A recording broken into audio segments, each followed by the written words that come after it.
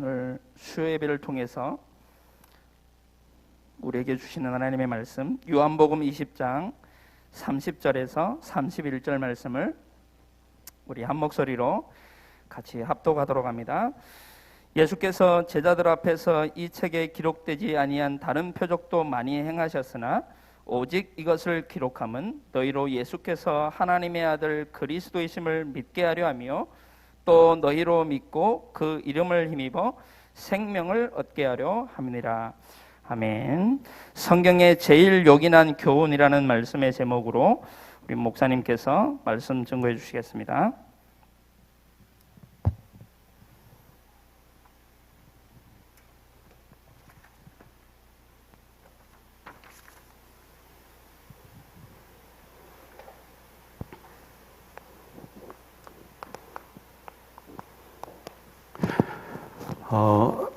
성경에 제일 요긴한 교훈이라고 나와 있어요. 자, 대소요리 문답 3문입니다. 첫 번째는 사람의 제일 가는 목적이 뭐냐? 하나님을 영화롭게 하며 영원토록 그를 즐거워하는 것이다. 두 번째가 성경이 무엇을, 하나님 주신 성경이 어떤 책이냐? 오늘 3문에 대해서. 그럼 성경 말씀이 하나님 말씀인데 이 말씀 속에서 제일 중요하게 말씀하는 게 뭐냐? 이제 그 부분입니다.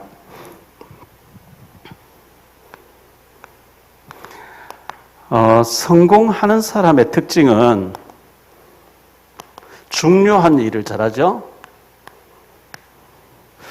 실패하는 사람의 특징은 중요하지 않는 일을 잘해요.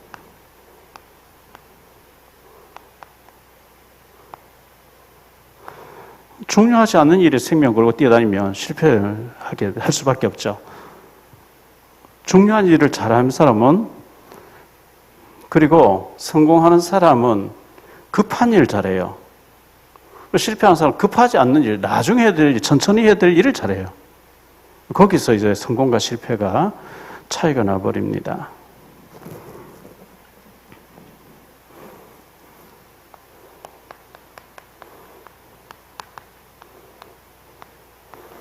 그러면 진짜 중요한 일은 무엇이냐?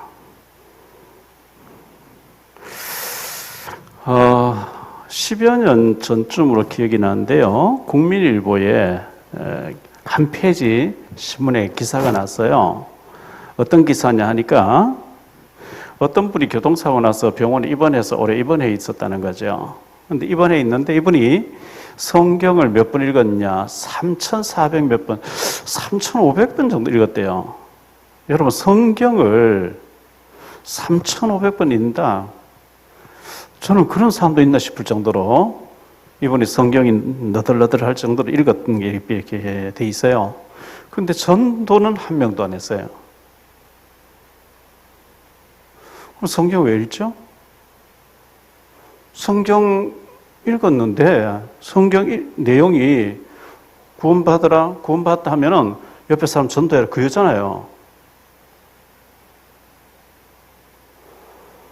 그런데 전도를 한 번도 안 해. 계속 읽어 그냥. 안 읽는 것보다는 좋지만 성경 말씀이 너 구원받았냐? 너 옆에 사람 구원 못 받은 사람 전해라. 그 얘기인데 전도는 하나도 안 하고 자꾸 읽어 그냥요. 곤란합니다. 어떤 사람 성경을 많이 카피합니다. 옮겨 적습니다. 이 성경책을 대학 노트 같은 거 갖다 놓고 창세기부터 계시록까지 옮겨 적는다. 얼마나 정성이 필요하겠어요. 얼마나 시간이 많이 필요하겠어요. 어떤 사람 성경 5번, 6번 옮겨 적었다. 필사했다가 필사라 그러죠. 필사를 하는데 전도는 하나도 안 해. 왜 필사하죠? 내가 몇십 년, 30년 동안 성경 5번, 6번 옮겨 필사했다. 내가 옮겨 적었는 거. 물론 주님 사랑하니까 옮겨 적었겠죠. 옛날에 인쇄술이 발달되기 전에 중세기에 종교개혁 일으킬 때 하나님 마침 그때 인쇄기에 나오게 해서 성경 번역하자마자 막 인쇄기가 돌아와서 성경이 막 확산되게 했거든요. 왜? 초대교회는 성경 순수한 중세로 넘어가면서 가톨릭이 잡으면서요. 평신도는 성경 읽으면 안 돼. 법으로 못 읽게 했어요. 신부들만 읽게 했어요. 그럼 신부들이 읽는데 성도들이 와서 교회에 앉았는데 신부들은 라틴어, 로마어로 원어로 뭐라 하고 나중에 아멘만 따라 앉아있는 사람 해석도 안 해주고 아무도 몰라. 그냥 아멘만 따라해요. 성경에 못 읽게 하지요? 아멘만 따라하게 하죠? 뭐가 있는지 모르지요? 그래서 거기에서 중세기에 너희들 조상들이 지옥 가 있는데 헌금을 금화를 많이 넣으면은 지옥에서 연한 지옥으로 연옥 자체가 없는 거죠. 성경에 연옥에서 천국으로 옮겨간다. 헌금 많이 해라. 그럼 성경에 대해서 모르니까 시킨 대로 하는 거예요. 마틴 루터가 천주교 신부였는데 아니다. 로마서를 이분이 신학교에서 강의했거든요. 예수 믿으면 구원받는다 하지 않았냐. 이래서 종교개혁, 성경대로 돌아가자. 이래가지고 종교개혁한다고 성경을 막 번역하는, 숨어서 산속에 성경을 번역하는데 마침 그때 인쇄기가 나와가지고 번역하면 막 인쇄가 쫙 돼서 이게 막 모든 사람들 막 읽도록 만들어가지고 하나님이 개신교가 나오도록 만들어 주셨거든요. 성경을 필사를 많이 하는데 전도는 안 해. 왜 필사를 하죠? 성경이 옛날에 인쇄기가 나오기 전에 기할 때는 굉장히 중요합니다. 그러나 우리가 제게 있는 성경책은 뭐 열 몇 권 있겠죠. 여러 책이 있거든요. 이거 뭐 낙서하지 않는 이상 한 권 가지고 평생 읽어도 뭐 떨어지지 않잖아요. 성경 읽고 나가서 전도해야 되는 거죠. 복음 전해야 됩니다. 전도는 하나도 안 하면서 계속 읽는 것도 잘못됐고, 전도는 한 번도 안 하면서 계속 성경 필사하는 그것도 잘못된 거고. 필사를 왜 하냐 이거예요. 3만 원 좀 평생 읽을 수 있는 이 성경책 읽고 가서 전도해. 언제 이걸 필사한다고 매일 엎드려가지고 옮겨 적는다고 시간 다 보내고.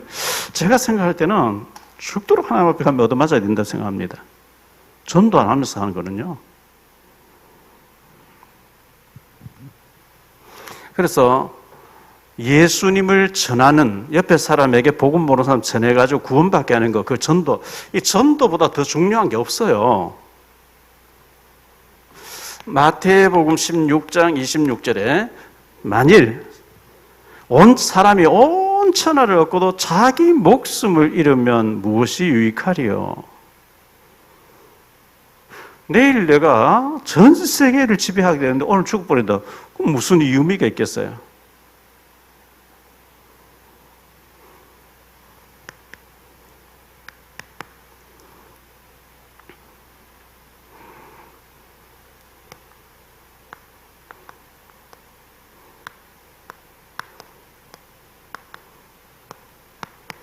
성경은 인생의 나침판입니다. 제가 바다 낚시를 한 번씩 나가보는데요. 배 타고 한 3시간쯤 나가면 물 파도밖에 안 보여요. 하늘 보이고 물밖에 안 보여요. 여기가 북한 쪽인지 여기가 일본 쪽인지 말이죠. 섬이라고는 아무것도 안 보이고 큰 배가 하나씩 떠다니는 그밖에 안 보여요. 거기에 선장이 나침판이 없으면 방향 잃어버리면 어디로 가는지 모르겠죠. 나침판을 따기 전에 이리 가면 일본 쪽으로, 이리 가면 중국 쪽, 이리 가면 북한 쪽이구나. 그거 보고 방향 잡겠죠. 우리 인생의 나침판이 성경이에요. 어떻게 살아야 된다는 게 나와 있죠.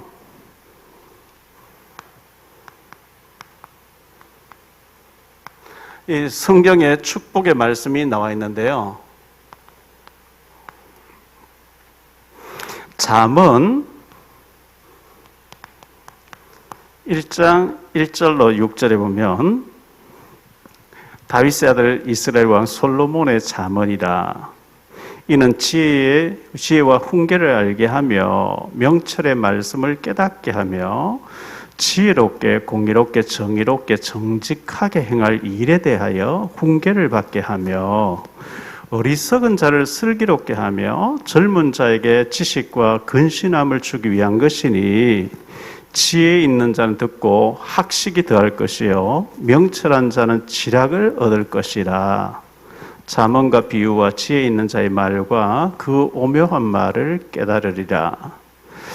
이 말씀을, 이 성경 말씀을 하나님 말씀으로 받으면 어리석은 자를 슬기롭게 하게 된다 이거예요. 어리석은 자 슬기롭게 되고 젊은 자에게는 지식과 근신함을 주기 위한 것이고 지혜 있는 자들은 학식이 더할 것이고 명철한 자는 지략을 얻을 것이라. 성경 말씀을 가까이 하고 마음판에 새기고 묵상하고 할 때 굉장한 힘을 얻게 됩니다. 굉장한 지혜를 얻게 됩니다.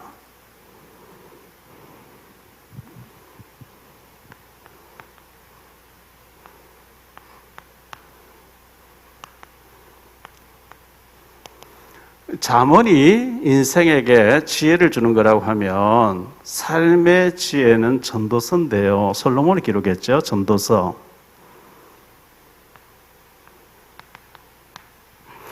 전도서 1장 2절입니다.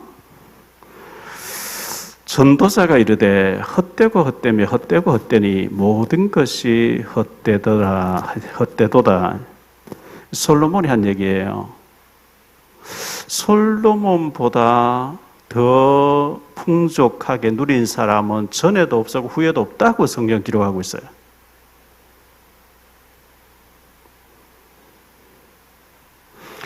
솔로몬이 부인과 첩을 1,006명을 두고요, 1,000명이 넘는 여자를 가까이 두고 부귀영화가 극에 달하고 얼마나 부귀영화는 넘쳤는지 금이 시냇가의 자갈보다 돌보다 흔했다, 솔로몬은 그렇게 얘기하고 있어요. 근데 금그릇에 밥을 먹으면 행복할까요? 금그릇에 물을 마시면 좋을까요? 그럼 장수할까요?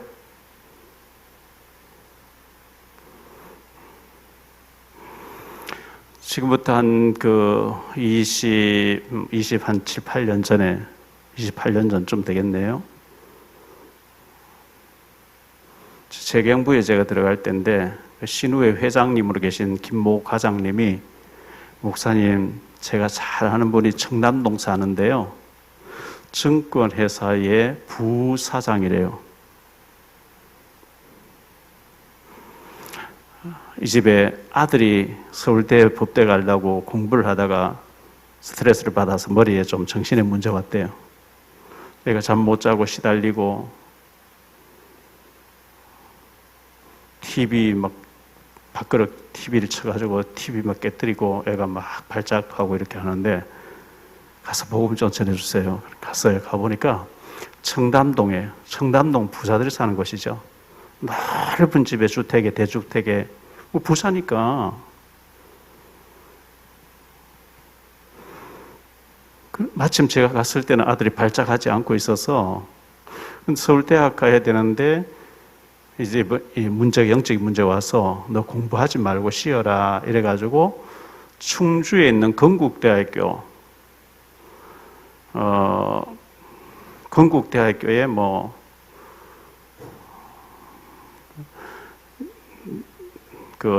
시운가로 이렇게 해서 입학해서 절참해놓고 휴학 내고 다시 이제 공부를 서울대를 목표로 한 해 더 이렇게 하는 가운데 애가 자꾸 발작을 하는 거예요. 궁궐 같은 집에 너무너무 부유하게 좋은 환경 속에 사는데 그런 좋은 대저택에 이렇게 살면서도 영적인 문제 오니까 얼마나 불행합니까? 외제 침대 갖다 놓고 자면서 시달리는데 외제 침대 아니라 다 찌그러져 가는데 잠 잘 자는 그게 더 행복하지.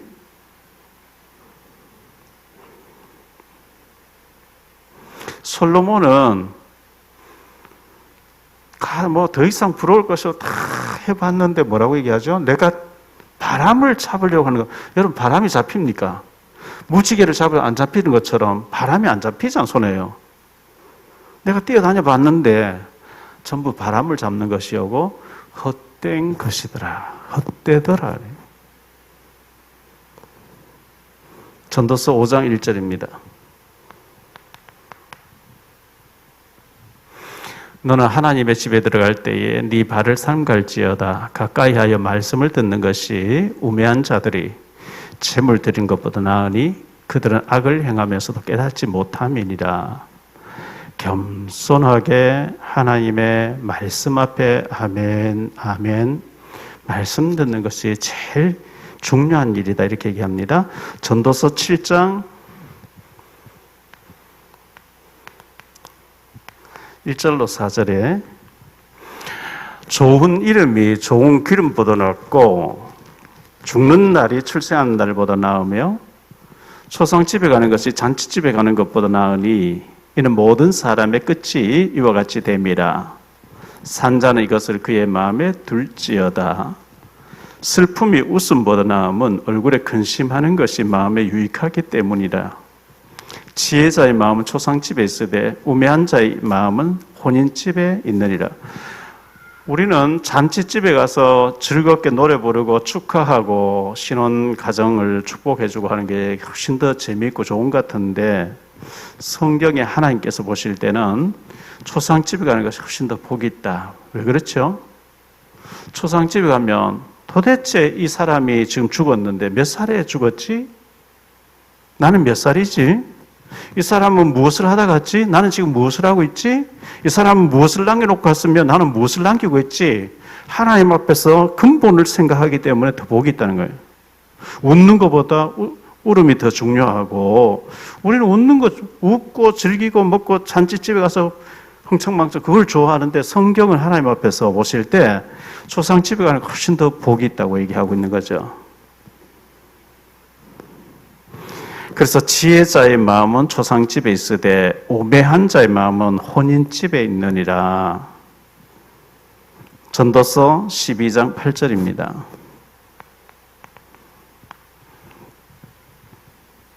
전도자가 이르되 헛되고 헛되도다. 모든 것이 헛되도다. 솔로몬이 한 얘기예요. 솔로몬이 젊은 시절에 잘 나갈 때 막 힘이 있을 때요.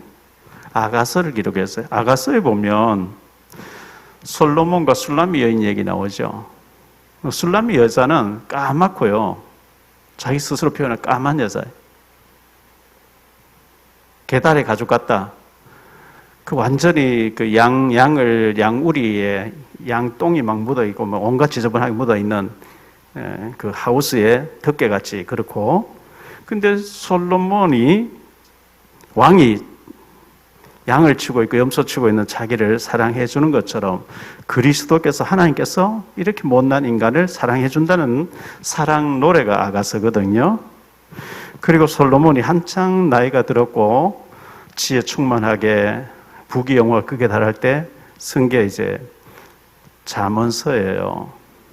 근데 솔로몬이 나이가 들고 이제 내가 언제 죽을지 모른다 하는 인생 말년에 기록한 것이 전도서인데 내가 부귀영화를 그렇게 많이 누려보고 해보고 싶은 거 다 해봤다. 막 술도 막 없는 술이 없어요. 막 세계 있는 술 다 갖다 먹어봤고 잔치를 하는데 모든 음악하는 사람들이 다 음악하도록 만들어서 즐겨도 보고 다 해봤는데 헛되더라.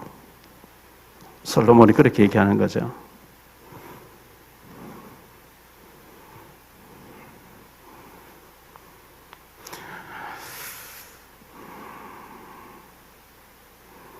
그래서 솔로몬의 인생의 결론은요. 전도서 12장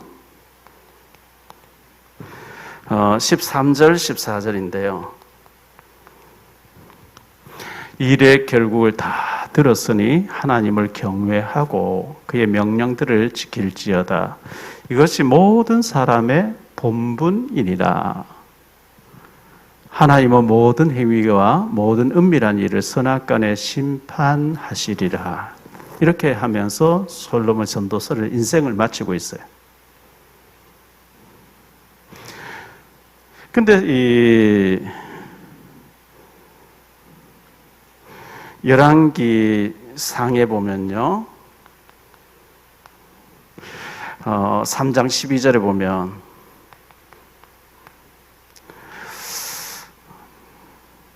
내가 네 말대로 하여 네게 지혜롭고 총명한 마음을 주노니 내 앞에도 너와 같은 자가 없었거니와 내 뒤에도 너와 같은 자가 일어남이 없으리라.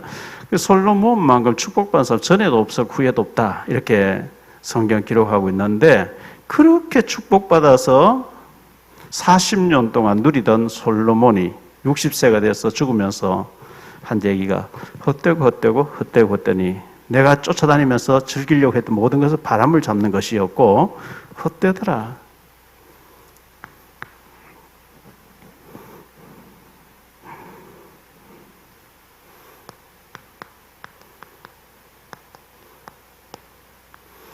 구원의 비밀과 영혼 구원의 축복입니다.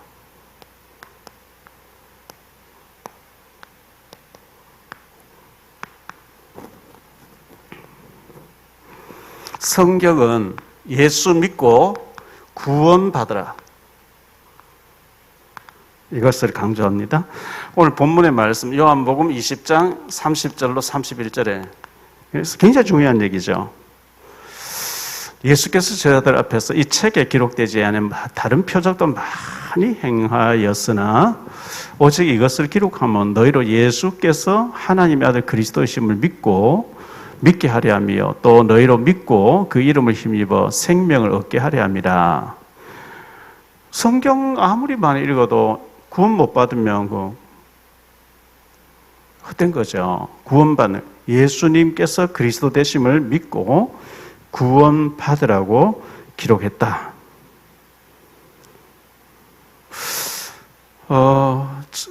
제가 유튜브에서 내일 모레 이제 금요일 날 녹화를 또 하게 될 때 그런 얘기를 좀 하려고 하는데요. 지금 한국에 가나안 성도, 이 가나안을 거꾸로 말하면 교회 안 나가 하는 성도가 원래 100만이었대요, 100만. 이 코로나 터지기 전에요. 근데 지금 코로나 터지고 난 뒤부터 집에서 예배 드리겠다 하면서 비대면 예배를 하는데 이게 익숙해져 버리거든요. 코로나가 내일 모레 당장 없어지고 원상 복귀 딱 돼도 안 나가 성도가 너무 많아졌어요.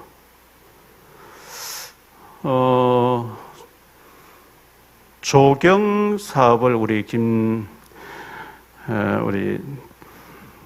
김진병 장로님하고 김관식 장로님 조경 사업을 하고 계시잖아요. 조경 사업을 아파트라든지 어떤 정원에다가 나무를 이렇게 심어주기로 하고 돈 받고 심어줬는데 몇 달 안에 그 나무가 죽으면 보상해줘, 새로 심어줘야 되겠죠. 몇 달 만에 죽으면요. 6개월 지나서 죽으면 제가 알기로는 잘못이 아니고 그거는 이제 그쪽에서 관리 잘못해서 그렇게 된 거니까. 사람은 6개월 정도 지나면은 적응이 될 뿐인데, 적용이. 6개월 좀 지나면요, 불편한 데 가서도 6개월 동안 살면은 이제 거기 문화에, 환경에 적응이 돼 버린 거죠.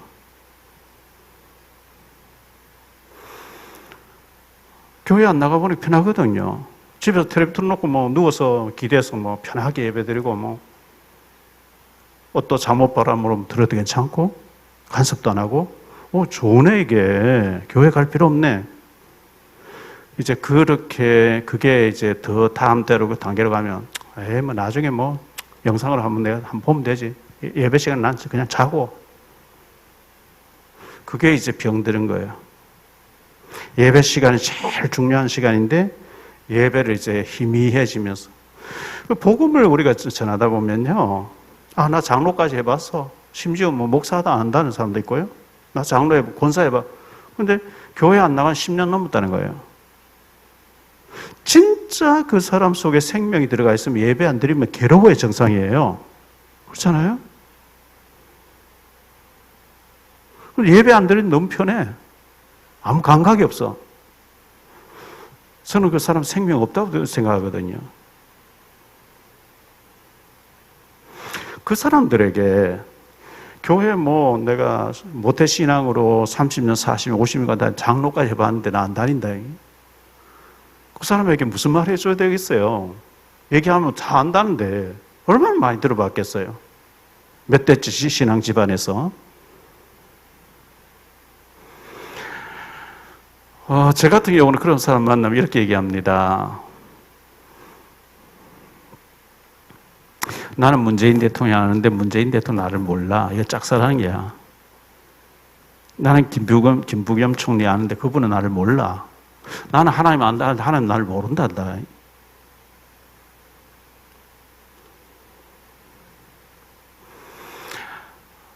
구약 성경은 히브리어로 쓰여졌어요.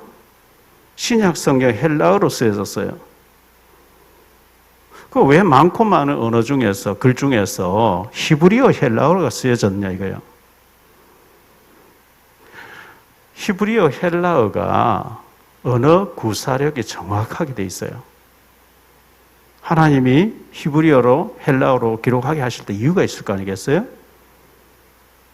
우리나라 단어에 사랑이라고 한 두 글자만 가지고 사랑이라는 한 단어만 보면은 무슨 사랑인지 몰라요. 부모가 자식 사랑했다는 사랑인지 친구들끼리 사랑했다는 건지 남녀 간의 사랑인지 모르는데 헬라어에 보면 필레오라는 사랑이 있어요. 필레오. 혈육적인 사랑이에요. 부모가 자식, 자식이 부모. 스톨게라는 사랑이 있어요. 남자가 남자끼리, 여자가 여자끼리 동성애 말고 우정적인 사랑을 말해요. 에로스라고 하는 사랑이 있어요. 남녀 간의 애정적인 사랑을 표현할 때 에로스라는 단어를 써요. 아가페라는 단어가 있어요. 이거는 무조건적인 하나님의 절대적인 사랑을 표현할 때 쓰는 단어예요.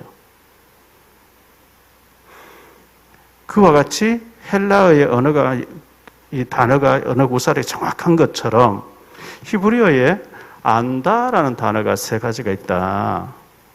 마키르라는 아는 게 있다. 이거는 인간이 인간을 아는 것. 부부가 결혼해서 한 4, 50년 살면 너무너무 서로가 서로를 잘 알죠. 그래도 몰라요. 무슨 생각하는지, 출장 가서 누구 만나고 있는지 몰라요. 인간이 인간을 아는 지극히 제한적으로, 그런 지극히 제한적으로 아는 것을 말할 때 마키르라는 단어를 쓰는 거예요. 메빈이라는 단어가 있어요. 메빈.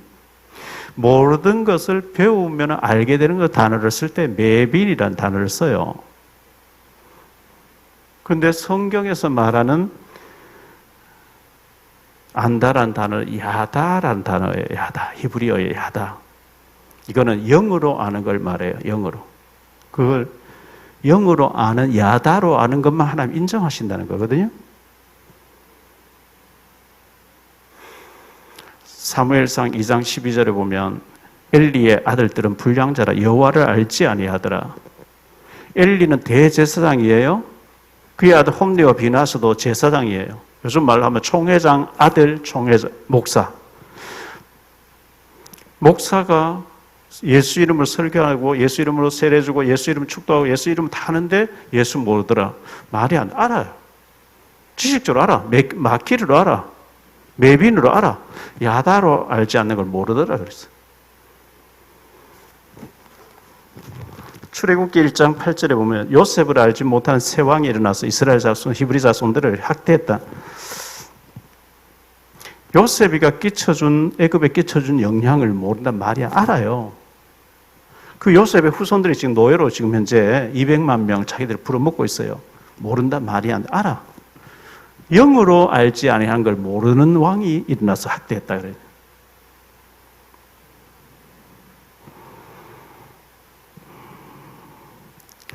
그런데 창세기 4장 1절에 아담이 하와와 동침해서 가인을 낳고 아벨을 낳고 나오거든요.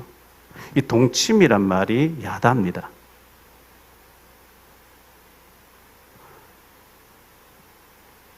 아담이 그 안에 하와와 동침해서 하와가 임신해서 가인을 낳고 이 동침이란 말이 그냥 잠잤다는 얘기 아니잖아요.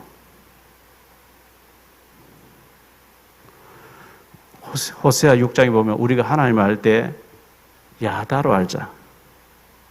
동침하듯이 알자는 거예요. 그것만 하나님 인정하신다는 거예요. 당신 짝사랑이야. 교회 가봤어. 가본 거야. 뷔페 식당 가서 음식 구경해서 안 먹었어, 당신이. 당신은 하나님 안다 하는데 하나님 당신 몰라. 진짜 생명 얻었으면 예배 안 드리고 안 되게 돼 있어. 당신 지금 지옥 가야 돼. 그거요. 하는데 예수 영접하겠다는 거예요. 절대로 그냥 다녀봐. 다 한다는데요. 몇십 년 다녔다는데요. 직분 뭐 다 받아봤다는. 그냥 그 사람에게 얘기하면 안 깨져요. 이 원어를 얘기해 주면서 당신 짝사랑이야. 구원 못 받았어. 예수님을 야다로 알아야 돼. 야다로 영접해야 돼.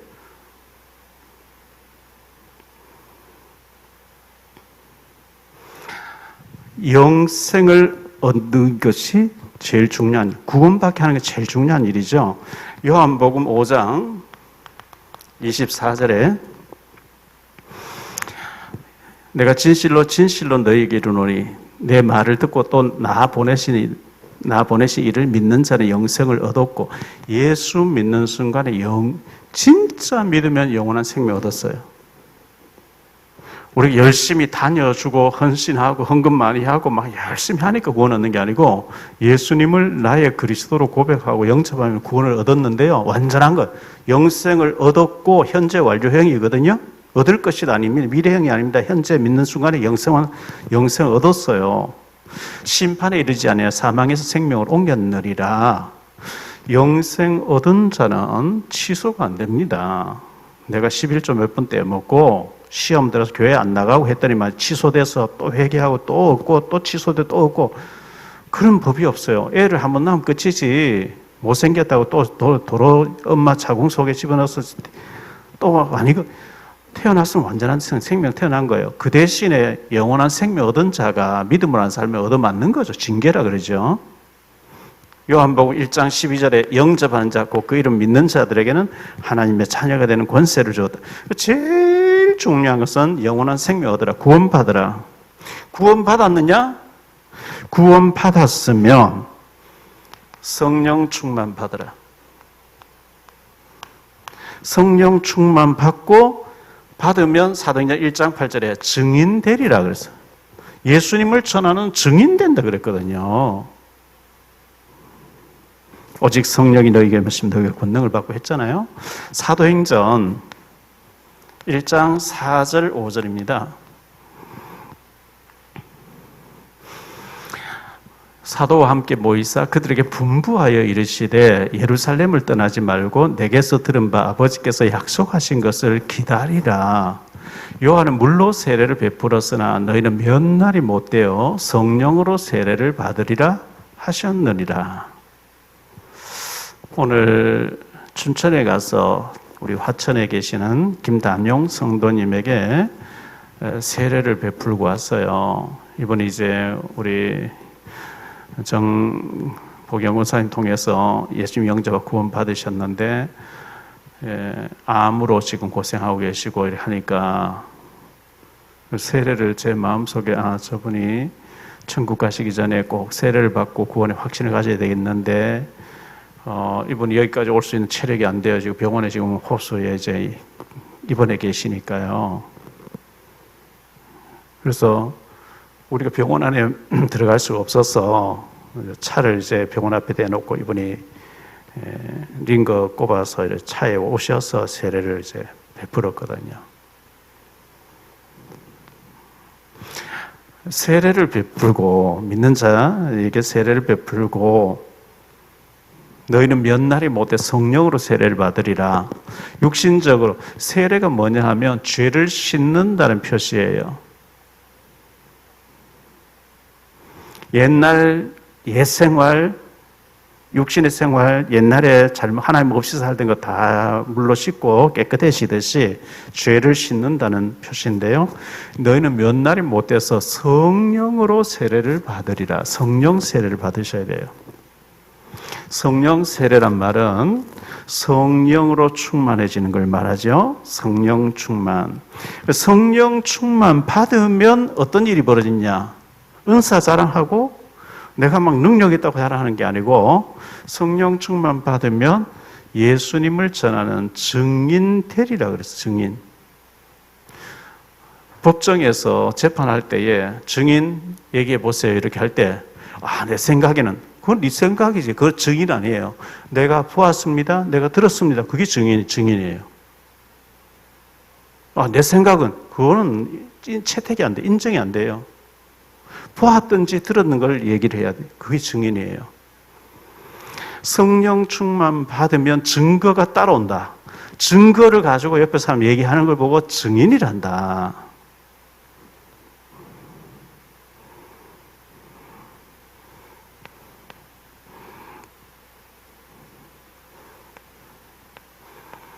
이 전도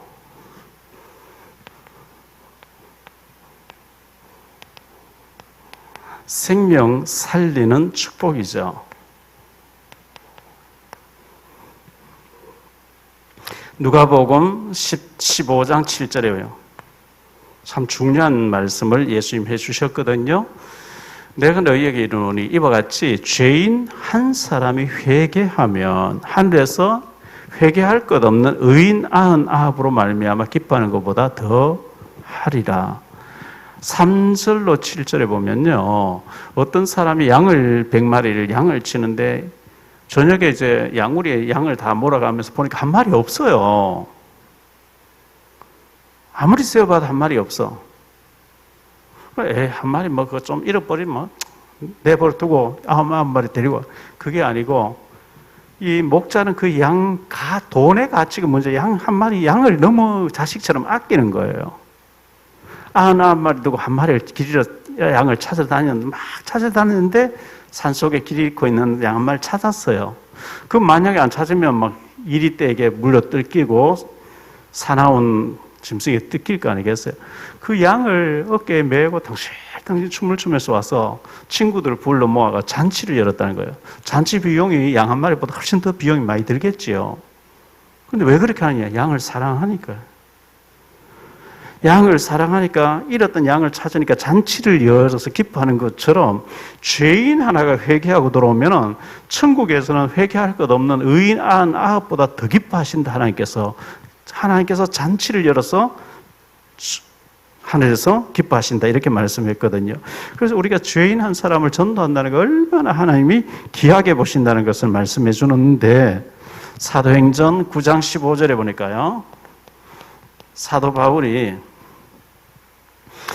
주께서 이르시되 가라. 이 사람은 내 이름을 이방인과 임금들과 이스라엘 자손들에게 전하기 위하여 택한 나의 그릇이다. 이 사도 바울을 원래는 박해자고 핍박자고 스데반 주는데 앞장섰고 예수 믿는 사람 잡아 죽이려고 따라온 사람을 뒤집어 놔버렸는데요. 아나니아야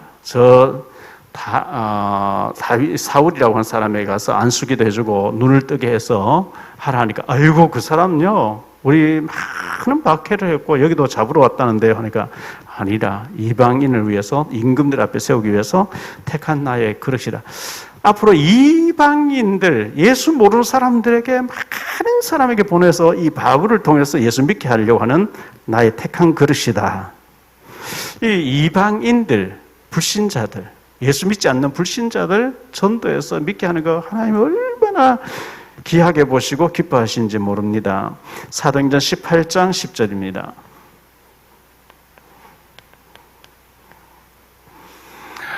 내가 너와 함께 있음에 어떤 사람도 너를 대적하여 해롭게 할 자가 없을 것이니 이는 이 성중에 내 백성이 많음이라 하시더라. 바울아 두려워 말라. 담대히 외쳐라. 잠잠하지 말고 담대히 외쳐라. 이 성중에 내 백성이 많이 있다. 하나님께서 바울에게 그렇게 말씀하신 거죠. 오늘 여러분 주변에, 여러분 살고 있는 주변에, 집 주변에 아니면 직장 주변에, 여러분이 머무는 그 주변에 하나님이 택해놓은 백성이 많이 있대요. 찾아보셔야 돼요.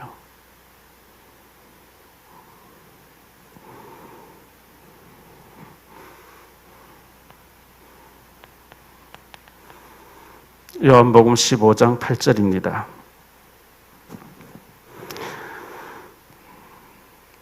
너희가 열매를 많이 맺으면 내 아버지께서 영광을 받으실 것이요 너희는 내 제자가 되리라. 사도행전 13장 48절에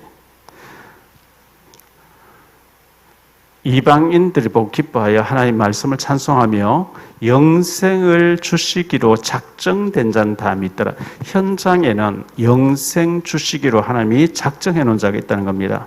이 사람들을 만나서 복음 전해서 이 사람이 그냥 내버려두면 지옥 가야 되는데 예수 믿고 구원받아 가지고 이 사람이 제자가 되게 해달라고 하는 그 일에 내가 쓰임받게 해달라고 하는 것이 하나님 가장 기뻐하시는 일입니다.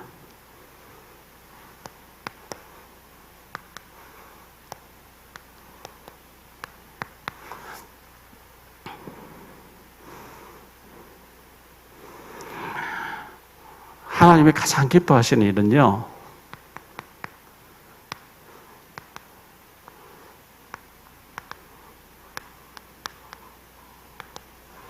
시대를 살릴 제자를 세우는 것인데,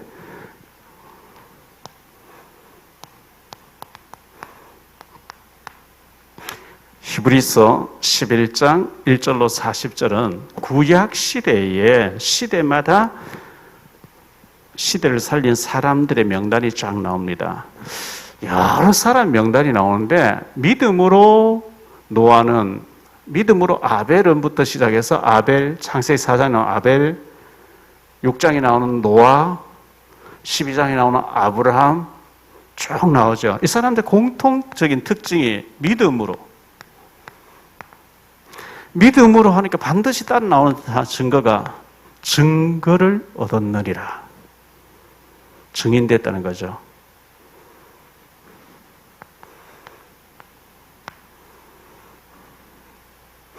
다니엘 같은 경우에 사자굴에 들어가서 증인됐고요.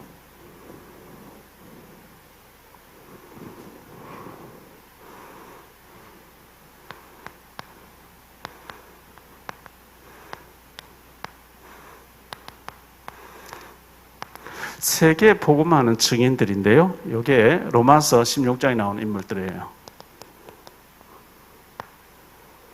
중직자들이죠. 이분들은 전부 중직자들인데 이 사람들 특징이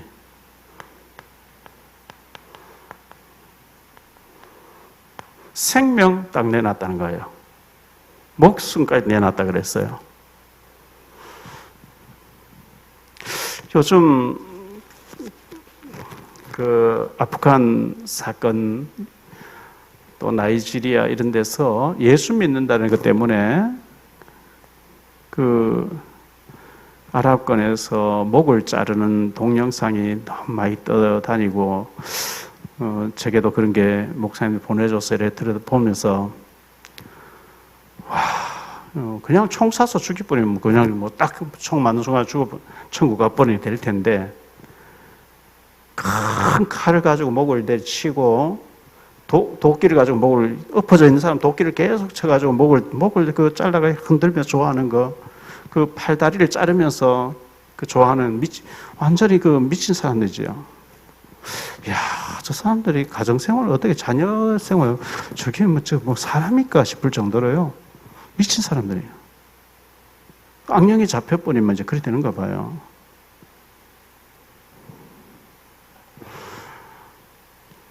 제가 그 3년 전쯤에 우리 문민아 장로 내외분도 그 오셨고 이태리 밀라노에 집회에 참석하고 난 뒤에 로마 투어는 뭐 그전에도 제가 이제 심채용 목사하고 렘넌트 데리고 갔었는데요.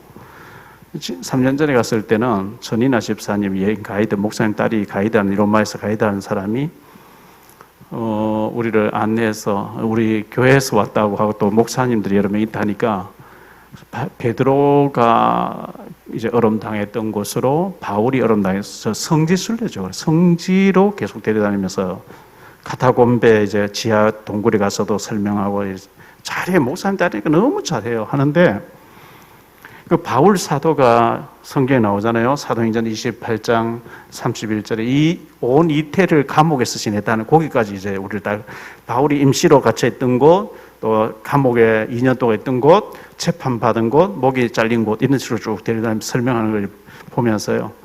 바울이 그 2년 동안 로마 감옥에 갇혀 있는데 로마 시민권자이다 보니까 거기 보니까 가면 동판에다가 바울 사도의 그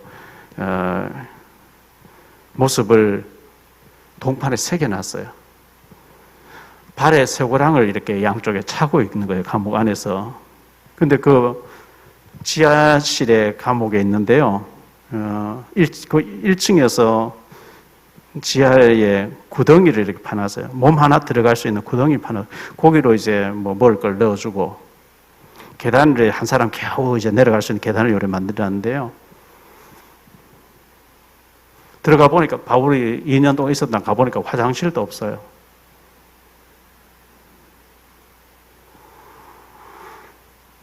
거기에 제수 오네시모가 들어오니 거기서 복음전에 세례를 주고, 쇠고랑 찬 상태에서 세례 주는 장면 이런 걸 이렇게 동판에서 해놨어요. 해놨는데, 저는 이제 바울 사도는 그렇다 치고, 누가 복음을 기록한 누가, 의사 누가, 헬라의 안디옥 출신 의사 누가, 의사하다가 데오빌로 각하 밑에 주치의로 있다가 예루살렘에 왔다가 예수님 만나고 예수님 따라다니면서 예수님이 일어나는 일을 전체를 기록한 사람이 누가복음이잖아요.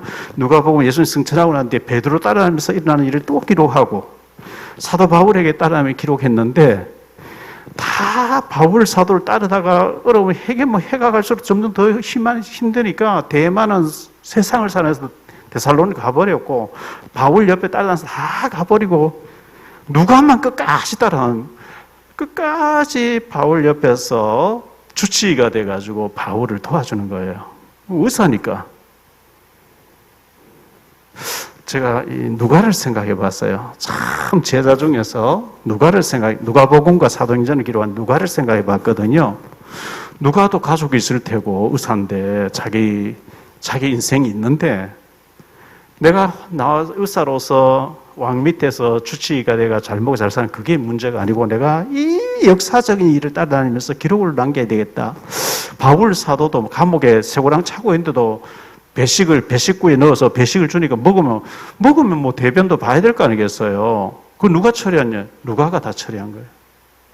와, 이 누가가 보통 사람이 아니구나, 이게. 여러분, 그런 일 할 수 있겠어요?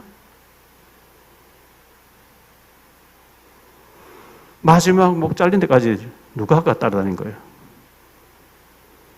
목숨 내 걸고 내 목숨 딱 끊어버리고, 그것도 중요하지만, 전도자가 목숨 끊고 천국 가고 뒤처리다거려가지고 누가가 다 한 거예요. 누가가. 그 누가가 기록한 누가복음과 사도행전, 그래서 중요한 거예요. 목숨 내놨는데 뭘 안 내놨겠어요? 목숨 내놓은 사람이 뭐 이것저것 따지고 뭐 네 잘했네 내 잘했네 그럴 거 없어요. 눈물이 통하고, 그 눈물이 우리 인생 왜 이렇지? 이게 아닙니다. 하나님 모르고 죽어가고 박해하는 저 사람들 향해 눈물이 통하고, 내가 네 눈물을 보기를 원했다. 디모데에게 바울이 그렇게 얘기했잖아요. 가슴이 통하고, 기도가 통하고, 눈물이 통하고, 인생이 통하고.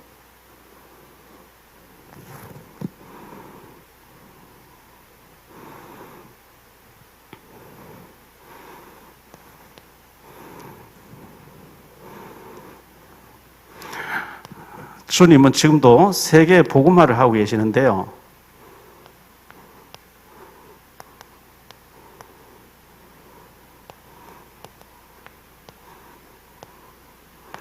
세계 복음화할 다음 세대, 내가 잘 믿고 잘 섬기다가 천국 가는 당연한 것이고, 그보다 더 중요한 것은 이 다음 세대, 이걸 우리는 렘넌트라고 얘기합니다. 우리 후대들을 세계 복음화할 수 있는 제자로 세워놓고 가는 것, 이게 제일 중요한데, 이 렘넌트 7명, 요셉, 모세, 사무엘, 다윗, 엘리사, 이사야, 바울.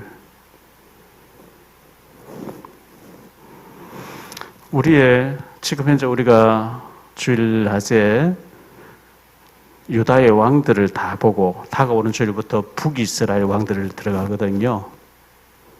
북이스라엘 왕 19명 똑같습니다. 통일왕국 시대에 사울, 다윗, 솔로몬, 분열왕국 시대에 남조 유다의 20명을 봤어요. 23명을 지금 본 거예요. 23명의 똑같은 특징이 뭐냐? 자기 혼자 잘 믿었어. 자녀들은 다 실패했어요. 자녀들이 오직 그리스도, 오직 세계복음화 이렇게 되도록 해놓은 사람 한 왕도 없었어요. 그렇다면 우리가 우리 자녀들을 세계복음화를 위해서 생명 거는 제자로 세우는 일이 제일 중요한 일입니다. 많은 사람 전도하고 많은 제자를 남기는 것도 중요하고요. 한데 정말 복음에 생명 건 제자. 창세기 22장에 아브라함이 이삭을 바쳐라. 역사가 요세푸스라고 하는 유대의 역사, 성경의 역사를 기록한 요세푸스는 그때 당시 이삭의 나이가 22살이었다 하는데 다른 학자들은 27살이었대요. 이삭의 나이가. 그리고 아브라함 100세에 이삭을 낳았는데 아브라함 나이는 122세거나 127세거나 뭐 늙은 노인. 그러면 이삭이 그 번제들이 올라갈 때 산으로 올라갈 때 지게에 번제 쓸 나무를 지고 올라갔다. 어린아이가 아니잖아요. 우리가 산 꼭대기 올라가면 빈 몸으로 그냥 올라가도 힘든데 지게에 나무 한 점 지고 올라갔다 이삭이요. 장성한 청년입니다. 하나님이 아브라함 이삭에게 너 손 내밀어. 내밀었어요. 결박해요. 묶어요. 꽁꽁. 다리도 묶어요. 하나님 너를 바쳐라 그랬어. 내가 미쳤습니까? 왜 죽습니까? 얼마든지 대항할 수 있고 못 묶이겠습니다. 그렇게 나오면 어떡하겠어요? 근데 이삭은 하나님 뜻이라 하니까 묶이는 거예요. 그리고 목을 내밀고 해서 목 치라고. 하나님의 뜻이라고 하니까 생명 내놓는 이런 제자를 만들면 우리는 성공한 거예요.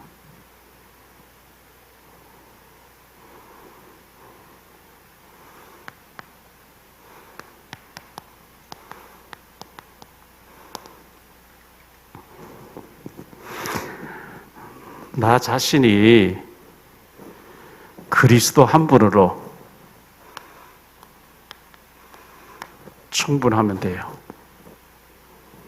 뭐 다른 것 있으면 좋지요. 뭐 여러 가지 있으면 좋지요. 없어도 괜찮아요. 그리스도 한 분 있으면 그리스도 안에 모든 것 다 들어있기 때문에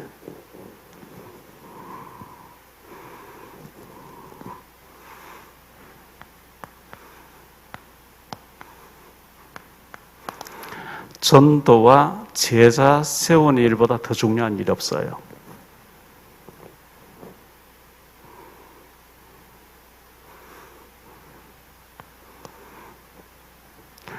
우리 자녀들과 꼭 내가 낳은 내 자녀가 아닐지라도 우리 후대들을,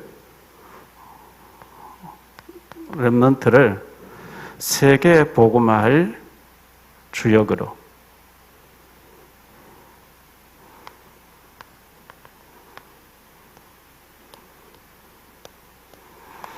예를 들어서 모르드게라는 사람이 있었는데요.